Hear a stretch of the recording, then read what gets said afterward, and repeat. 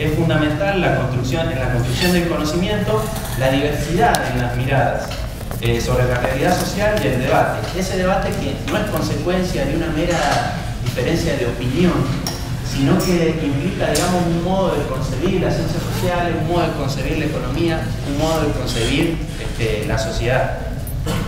Además, la charla que vamos a hacer, la charla de debate, se realiza en el marco del Día Internacional por la Pluralidad en Economía.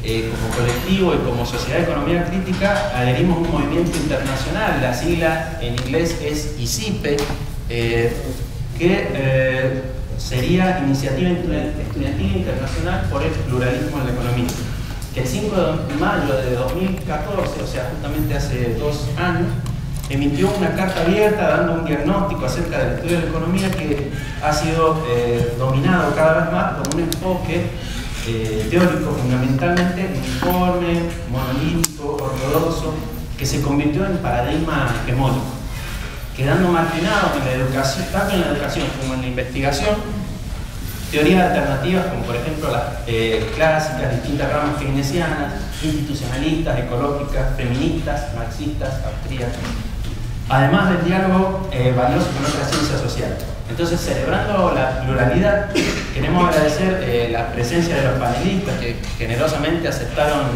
nuestra invitación y les hemos propuesto realizar una presentación y análisis de las políticas económicas de la gestión que asumió el Gobierno Nacional desde el 10 de diciembre último. Luego de las intervenciones que van a realizar los panelistas, cuyo orden ha sido sorteado, se va a abrir el micrófono para realizar algunas preguntas y que luego los panelistas puedan responder. Lo que sí, estaría bueno que las intervenciones del público traten de ser breves para justamente aprovechar, ¿no es cierto?, que tenemos a los panelistas que van a dedicar su tiempo, bueno, a esta charla. Entonces, va a exponer Natalia Pérez Barreda, está primero, es licenciada en Economía, profesora de Economía Industrial de la Universidad de Rosario, es miembro de la Sociedad de Economía Crítica y asesora legislativa de Ciudad Futura, un proyecto político de Rosario. Muchas gracias, Nati, por venir. Después va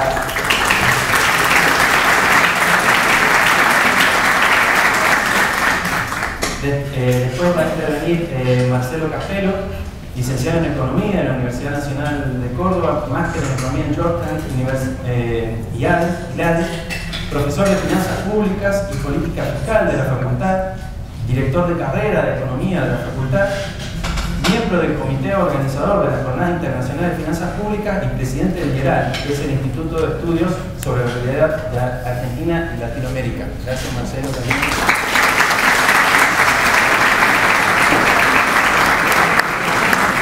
Y por último estará también Berta Reising, que es profesora de grado, jubilada de Finanzas Públicas de la Facultad nuestra, profesora de posgrado del Instituto de Investigación y Formación en Administración Pública también en la Universidad Nacional y además integrante del Plan Fénix. Así que también gracias, Berta, por su tiempo.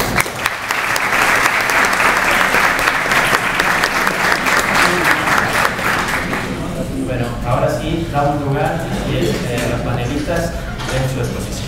Bueno, yo me voy a parar porque estoy más cómoda acerca de... Bueno, primero, buenas tardes y muchas gracias a los compañeros del COPEC por esta invitación. La verdad que la cantidad de gente que convocaron es impresionante y muchas gracias a todos por venir. Esto, según lo que me dijeron los compañeros, van a hacer una serie de encuentros que anticipando la jornada de economía crítica este año que son acá en Córdoba, así que van a estar bastante moviditas las cosas por Córdoba, muchos debates, espero, y se festeja eso, el debate, la puesta en diálogo de diferentes miradas sobre problemáticas comunes, siempre aporta más que nada, imagino que la mayoría de ustedes son estudiantes, aporta la formación como economistas, tener diferentes miradas y poder ir explorando, y de eso se logra la pluralidad que decía Pablo recién.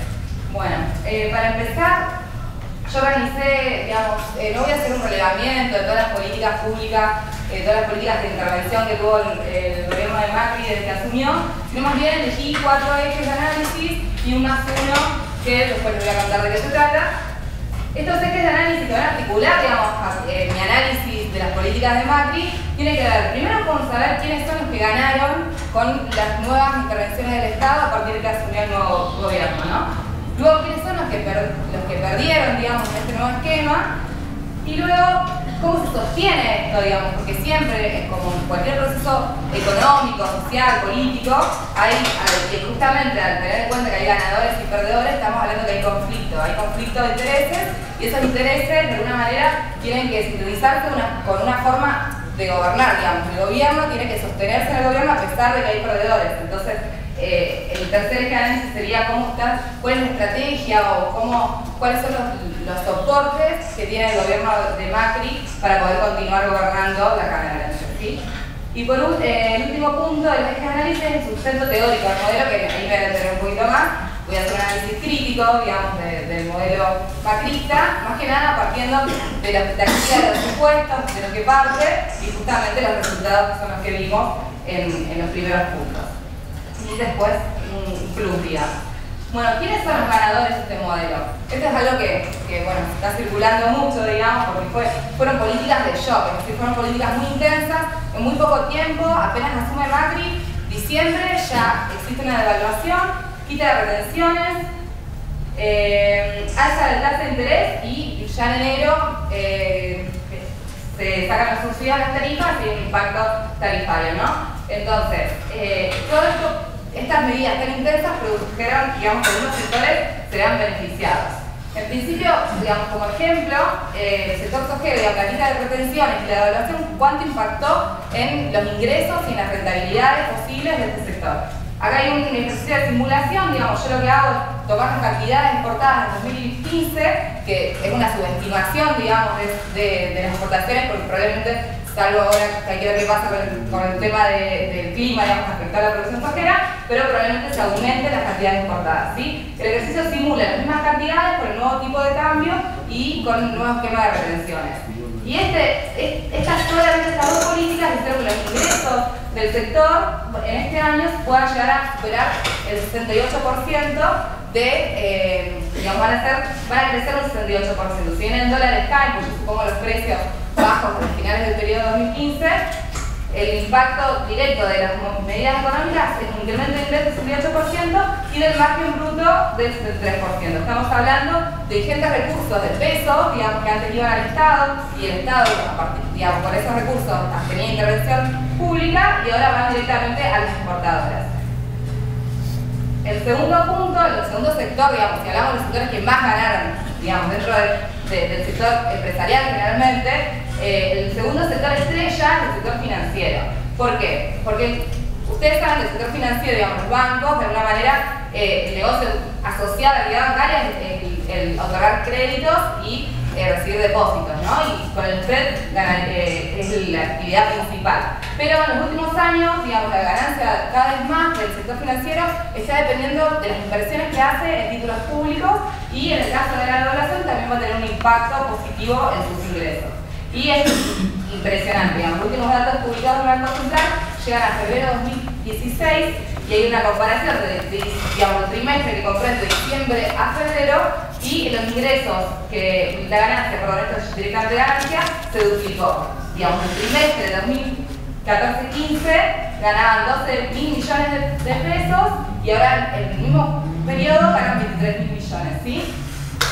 ¿Por qué se debe esto? Más que nada por, digamos, ustedes ven abajo el cuadrito, los dos últimos renglones son la ganancia que tienen por títulos públicos, por colocación de títulos públicos y por la devaluación. Y la devaluación también incluye la apuesta que hicieron muchos sectores de los bancos del sector financiero en dólar a futuro, ¿sí? Entonces ahí van a ver las ganancias majestuosas que implicó por un lado la devaluación, que hizo que se multipliquen por 8 las ganancias directamente, y por otro lado la inversión en títulos públicos, como ustedes saben, digamos, para estabilizar moneda, lo que, digamos, ahora vamos a ver el esquema más de política monetaria, pero lo que está haciendo el Banco Central es subir las tasas de interés por dos motivos. Por un lado, para sacar, digamos, pesos de la economía, por este concepto de monetarista, digamos, que la inflación se deriva de la emisión monetaria, y por otro lado, para que compita con el dólar y no se apuesta al dólar, sino que se apuesta a las tasas de interés altas, ¿no? Bueno, solamente esta política de elevar la tasa de interés de las LEVAC hizo que las ganancias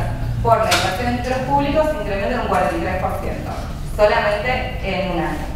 Y la devaluación, un impacto formidable, si bien el monto dentro de las ganancias no participa de una forma significativa, sí pueden ver que creció de 1.462.000 a 12.900, o sea, se multiplicó por 8. Es majestuosa, digamos, el impacto solamente de la devaluación en las ganancias del sector financiero. Luego, digamos, el estudio Bain, digamos, otra de las políticas que se hicieron, ustedes saben, la quita de subsidios, pero esto también se hizo con un esquema de cambio de precios que le pagan a las productoras de gas por el gas que se consume desde las distribuidoras. Y se le subió el precio, no solamente el precio, digamos, porque esto se deriva de una política para fomentar la producción de gas, ¿sí? Y lo que se hizo es subir el precio para la producción nueva, pero también se subió el precio para la producción ya la que estaba en pozo. Y esto se pasó, digamos, de 2,50, 2,60 a 5, mientras que en el mercado norteamericano está 2. Entonces, de alguna manera también es una política que beneficia más que nada a las productoras de gas y no, más allá de que el subsidio, digamos, es la quita de subsidio estaba pensada para poder revertir el déficit fiscal. También se hizo un esquema donde las empresas beneficiarias son las productoras de gas. Entonces tenemos 4 grandes ganadores, ¿no? Igual, yo puse el ejemplo de la soja, pero ustedes saben que también las retenciones se quitaron a un caso que era innecesario, digamos, ni siquiera lo estaban pidiendo, que son las mineras. El Estado deja de percibir ingentes recursos y dentro de un marco donde el planteo general teórico es que hay que reducir el déficit fiscal, pero no obstante, la primera medida que dice el gobierno es justamente quitar las retenciones y desfinanciar el Estado. Después tenemos lo que decía, bueno, si bien tenemos las grandes estrellas que son las que ganan con el nuevo esquema económico, tenemos otros que perdemos, digamos. Y acá, bueno, vamos a tener algunos problemas porque ustedes saben que el INDEC no está publicando los datos, pero tenemos algunos datos de consultoras privadas que sí vienen relevando y podemos ver claramente, digamos, lo que hoy se discute bastante en los medios, que son, en primer lugar, los despidos. El Estado Nacional empieza con su política de despidos en el empleo público y luego esto se replica en el sector privado y además con un Ministerio de Trabajo corrido de la discusión que antes, digamos, durante el periodo kirchnerista intervenía dentro del marco del sector privado para proteger el empleo, si bien con políticas limitadas, pero lo hacía, y ahora como que se dejó liberado y por lo tanto tenemos, según la consultora de tendencia económica, 127.144 despidos desde que asumió Macri y 2/3 son del sector privado. Principalmente se explica por la construcción. La construcción, luego que el plan Procrear se frenó y además se frenó la obra pública, tuvo un gran impacto dentro de la construcción y como ustedes, digamos, el sector de la construcción participa de una manera significativa en la estructura del empleo, por lo tanto, esto impacta fuertemente en el empleo. El segundo indicador, que es el indicador de la UCA, en su momento, digamos, el macrismo lo tomaba como indicador, es la pobreza, digamos. El proceso inflacionario hizo y la no actualización de salarios ni de las políticas sociales, de alguna manera licuaron los ingresos de una población significativa que según la UCA es 1.400.000 nuevos pobres tenemos hoy en la Argentina, tan solo por el proceso inflacionario, o sea que de un momento a otro, de personas que no estaban incluidas dentro de la pobreza, hoy lo están. En ingresos, tenemos que no se cerraron todas las paritarias, de nuevo esto, un proceso inflacionario muy fuerte, que, bueno, vamos a ponerlo así. Estas son las cifras de inflación, como pueden ver, digamos, de noviembre en adelante, hay un salto inflacionario muy fuerte. Entre estos meses el 18%. Si no actualizamos salario, lo que tenemos automáticamente es que la pérdida del poder adquisitivo de los ingresos es el monto de la inflación. O sea, si tenemos una inflación del 18% y no actualizamos salario o ingresos de plan de política social, automáticamente tenemos una pérdida del poder adquisitivo. Que hoy a marzo, digamos, es del 18%, es decir, nuestros ingresos valen un quinto menos. Pueden comprar un quinto menos de bienes que en octubre de 2015. Y como se hicieron el ajuste de tarifas Con impacto en abril, se está estimando que la inflación en abril va a ser del 7%, que es parecido al índice de diciembre de inflación de San Luis. Entonces ahí ya estamos hablando de un 26% de impacto inflacionario, ¿sí? Es como que nos sacan un cuarto del salario solamente en un mes, en 4 meses, perdón. De los indicadores que tenemos para ver cómo sucedió justamente el salario real, el salario nominal desplazado por inflación, y tenemos ahí la caída que se empezó a dar a partir de octubre, una caída acelerada en ese momento del 20% a febrero. Algunos datos no son consultoras, sino que son datos oficiales de las cámaras que agrupan a los productores. Ahí podemos ver despachos de cemento, como podrán ver a partir de enero, son todos tasas interanuales negativas. Los automóviles ya veníamos en una crisis, porque eso tiene que ver mucho con el mercado brasileño. Ustedes saben que Brasil está en recesión desde el año pasado, probablemente este año lo sigue estando, pero también tenemos cifras negativas. El dato que más publicidad se da es del comercio, justamente el impacto inflacionario y la caída del poder adquisitivo. Se nota rápidamente la caída del consumo, que son los datos de cambio, las letras minoristas, como podrán ver en el gráfico, desde enero están en picada, y el último indicador es bastante importante, porque en la caída interanual que midieron en abril fue de 6%, ¿sí? Digamos, un parate de la actividad económica, y consumo doméstico también. Al final del periodo podemos ver las pérdidas de esa cantidad de carne consumida en el mercado interno, y también tenemos saldos negativos. Y luego, dentro de los perdedores, también podemos decir, digamos, que los perdedores son más diluidos, incluso temporalmente, y podemos pensar también de que la carga de la deuda externa en el futuro también va a tener impactos y va a restringir, digamos, las posibilidades y la vida misma de las generaciones futuras. Luego esto vamos a ampliar. Ahora bien, entonces si tenemos de repente que son muy pocos los ganadores y una base social muy amplia que podemos identificar como los perdedores, que son los trabajadores, los que reciben asignación universal por hijo, todos los que tienen ingresos fijos que dependen del trabajo, ¿sí? Entonces, ¿cómo un gobierno que produce estos cambios en tan solo 3 meses, 4 meses, puede seguir sosteniéndose? Entonces, bueno, ahí yo esbozo, digamos, un par de líneas de cómo el macrismo está haciendo para gobernar, en primer lugar, la gobernabilidad, digamos, porque hay fuerzas opositoras que de alguna manera están convalidando, fuerzas partidarias opositoras están convalidando cuáles son las formas para gobernar que tiene el macrismo. Por otro lado, ¿cómo se sostiene esto socialmente? ¿Y qué está pasando? En primer lugar, digamos, la estrategia del macrismo de gobernabilidad empezó con los DNUs. Dijo, bueno, el Congreso va a estar cerrado, yo necesito hacer las medidas de shock ya, digamos, eso es típico de cambios de gestión. Lo primero que se hace es aplicar las políticas más intensas, entonces empezó a gobernar con DNUs.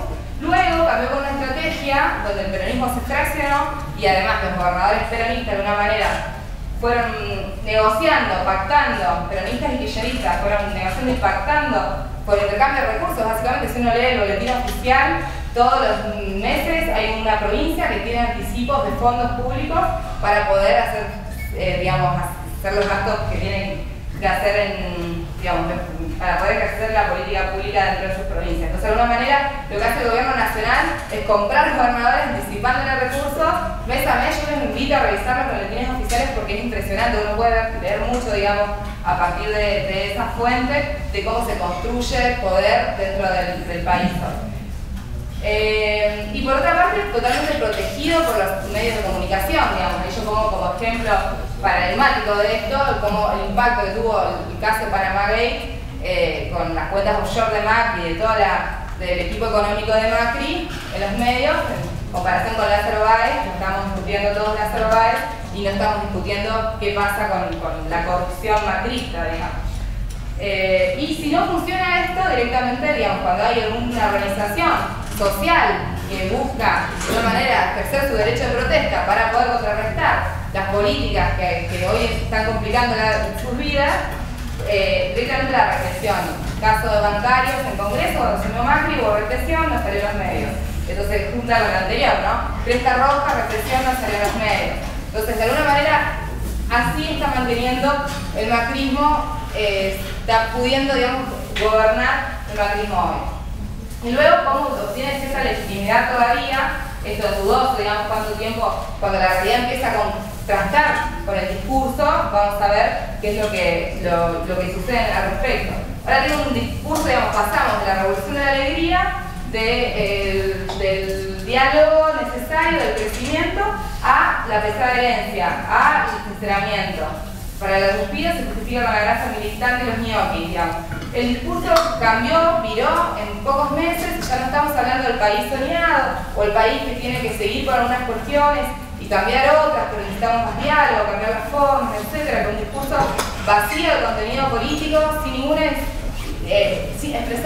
no expresa ningún interés social, pasó un discurso totalmente de echar la culpa al gobierno anterior para justificar todo el ajuste que se lleva adelante. Bueno, a lo último. Ahora bien, esto quizás para mí es lo más importante, es cuáles son los ejes teóricos que sustentan el modelo macrista hoy. Por un lado, digamos, identifica como principal problema económico el de la inflación. Digamos, esto ya venía de los discursos de Macri, siempre estuvo presente el gran flagelo del país es la inflación. Y su mirada monetarista, para aquellos que han cursado, digamos, ya la materia de teoría monetaria, la teoría monetaria, que es la que expresa el macrismo, la más básica, que es, tenemos déficit fiscal, entonces lo que hay que hacer es bajar el déficit fiscal, porque la emisión se corresponde directamente al tener déficit fiscal, el gobierno tiene que emitir para cubrir ese déficit y esto genera inflación. Por otro lado, esto ya se deriva del anterior, la mirada es, digamos, mirada más larga es que el crecimiento se tiene que dar por cambio de expectativas, digamos, sanear la economía para poder cambiar las expectativas y así aumentar la inversión y con esto vamos a volver a la senda del crecimiento, ¿no? Entonces, ya cambiamos de una mirada que venía haciendo intentos con contradicciones, etcétera, de fomentar la demanda, digamos, una mirada más keynesiana, donde el motor del crecimiento era la demanda, una mirada más centrada en la oferta, donde el motor de crecimiento es la oferta justamente a partir de la inversión y por lo tanto las ganancias empresarias es lo que se conoce como profit led, digamos, liderado por ganancias. Necesitamos que los empresarios ganen más para poder que tengan expectativas favorables y que inviertan más y así el país va a crecer. Contraponiendo con una mirada más de salarios que serían los que lideran el proceso de crecimiento. Y el tercer eje es el tren externo. Bueno, como tenemos, digamos, ya veníamos, ese es el gran problema del país, el problema de la restricción externa. Esto es, a medida que el país va creciendo, necesita cada vez más dólares para poder sostener su nivel de producción. ¿Por qué? Porque tiene que importar bienes que no se producen localmente. Entonces, para paliar el frente externo, el macrismo, la mirada teórica, digamos, del macrismo, es que es un problema de precios relativos. Entonces tenemos que devaluar para ser más competitivos y a la vez endeudarnos, es decir, conseguir fondos líquidos que no tenemos hoy en el país, en dólares. ¿Sí? Esa es la mirada teórica del macrismo. Entonces, ¿qué políticas? ¿Por qué se implementaron las políticas? La justificación lo puse así como modelo de facultad, me acordaba cuando yo ponía niñitas, digamos, tratando solamente las iniciales, es bajar el gasto fiscal y en conjunto con subir la tasa de interés para controlar, digamos, esto de que el tipo de cambio no se dispare y para estabilizar monedas a partir del banco, porque decíamos antes, es decir, para sacar pesos de la economía, subo las tasas de interés de las LEVAC, esto hace que baje la cantidad de dinero en circulación y así bajar la inflación y al estabilizarse la economía, sube la confianza, digamos, ya está saneada la economía, se produce milagrosamente, digamos, la inversión y así la senda del crecimiento. Esto más la quita de retenciones, más la devaluación para incrementar las exportaciones y bajar el déficit fiscal y eliminar la restricción externa y, por último, está acompañado con el endeudamiento público para que entren ingresos dólares del país. Este sería como un esquema muy simplificado del modelo macrista. Ahora, bueno, ¿cuáles son las inconsistencias?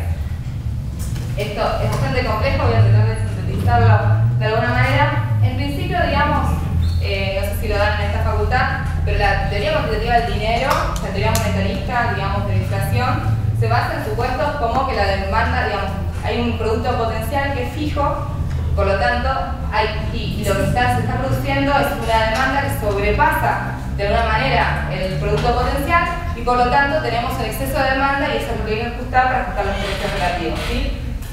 La mirada teoría del dinero endógeno hace dos críticas a la teoría monetarista. Por un lado, que la misión del Banco Central, esto de reducir la emisión, que es la propuesta macrista, no es la única que genera la cantidad de dinero que tenemos en circulación. Porque hay otros actores, como ser los bancos o incluso los estados provinciales, que van a demandar dinero y se van a endeudar. Por lo tanto, el sector financiero también es emisor al emitir activos financieros que son los que producen el crecimiento de la cantidad de dinero dentro del país.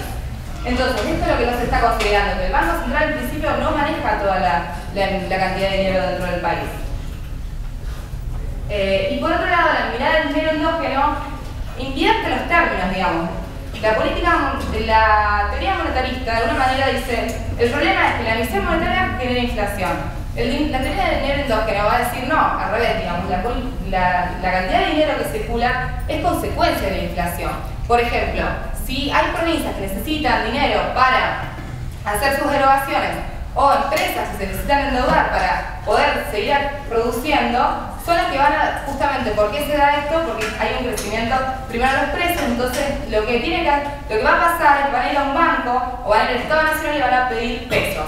Por lo tanto, la propia inflación es la que va generando la necesidad de que la cantidad de dinero suba en la economía, porque necesitan hacer mayores gastos. Esto es muy difícil de explicar en poco tiempo, pero no sé si se da en la teoría del dinero endógeno. Bueno, hay mucha bibliografía al respecto, la verdad que sería interesante que la vean porque parece que uno de los puntos en nuestras carreras más endebles justamente son las teorías monetaristas. Cierro con 2 o 3 puntitos más. Y me parece que otro punto para criticar a la política antiinflacionaria del macrismo es que no considera otros factores, además de la emisión monetaria como productora de inflación.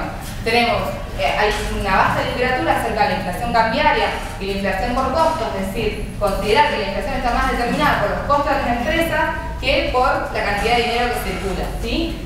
Esto no es tenido en cuenta por el macrismo y por lo tanto produce una devaluación monstruosa de más del 40% con un fuerte impacto en los precios porque los bienes que nosotros exportamos son los mismos que compiten con los alimentos a nivel local. Por lo tanto, eso genera un shock inflacionario muy fuerte. Segundo, el aumento de tarifas se traslada directamente a los costos, no solo las familias son las que afrontan las subas de luz y gas, por lo tanto que suben los precios y tenemos un impacto inflacionario, sino que también las empresas ven incrementados sus costos, por lo tanto eso refuerza el proceso inflacionario. Estos dos puntos fueron desconocidos, digamos, son desconocidos dentro del discurso macrista antiinflacionario. En términos de crecimiento, rescatar nada más lo que decíamos antes, porque si nosotros saneamos la economía, en una economía que está en recesión, ¿ustedes se imaginan que las empresas van a tener expectativas para invertir? Digamos, nosotros tenemos un ajuste formidable, dado por la inflación en el primer punto, por la devaluación en el segundo punto, y con la caída de consumo y demás, tenemos una demanda deprimida. Entonces, el macrismo, yo quiero preguntar cuáles son los mecanismos con los que va a decir que ese saneamiento va a terminar generando mayor inversión empresaria. Voy a decir rápidamente esto. En términos del frente externo, hay dos cuestiones que quiero destacar. En principio, digamos, la inconsistencia. Si decimos que la política antiinflacionaria es lo prioritario, pero devaluamos y por lo tanto generamos impacto inflacionario, digamos, tenemos la inconsistencia entre las variables macroeconómicas que están utilizando dentro del modelo macrista, ¿sí? Y los últimos dos puntos que voy a decir es el tema de el endeudamiento. Porque de alguna manera yo identifico que el principal problema del país y que nosotros venimos de 2 o 3 años de tasa de crecimiento bajas es el problema de la inflación externa. Ahora bien, ¿cómo se ataca al problema de la falta de dólares en el país? Necesitamos dólares para poder importar ciertos bienes que son necesarios para la industria nacional, para que poder seguir creciendo y demás. ¿Cómo se afronta eso? El macrismo lo que hizo es decir, bueno, endeudémonos, arreglemos con los buitres para poder endeudarnos y así que ingresen esos dólares y los vamos a invertir en infraestructura. El problema es que esa infraestructura no genera dólares, nosotros esa deuda la tenemos que pagar. Digamos, en el tiempo nosotros vamos a tener que ir abonando tanto la tasa de interés como el capital que adeudamos. ¿Cómo generamos esos dólares en el futuro si no aumentan las exportaciones o caen las importaciones? Entonces esa es la pregunta de cómo el endeudamiento va a evitar la restricción externa. Y la segunda cuestión que me parece fundamental es estar atentos, porque tenemos un modelo donde se incrementa el endeudamiento, se suben las tasas de interés, y ya tuvimos una experiencia tanto en la dictadura militar como en los 90 de la realización financiera. ¿Qué pasa? Tenemos una tasa de interés alta, libre de movilidad de capitales para esto termina, que me mate el moderador, ingresan dólares en el país. Estos dólares se invierten a tasas muy elevadas a corto plazo y como liberamos además la salida de capitales, porque se cambió la permanencia de esos capitales en el país, estos capitales pueden volver a remitirse y fugarse al exterior rápidamente. Entonces podemos volver un modelo de acumulación que va a estar más centrado en la especulación financiera y no tanto y para nada, digamos, en la inversión productiva, que es lo que genera empleo y demás. Y quienes van a ser beneficiados de esto, las empresas que vengan, inviertan en la bicicleta financiera y se lleven los dólares nuevamente del país. Nosotros vamos a seguir con el mismo problema de restricción externa, con el mismo problema de falta de empleo y con el mismo problema de crecimiento que venimos teniendo en los últimos años.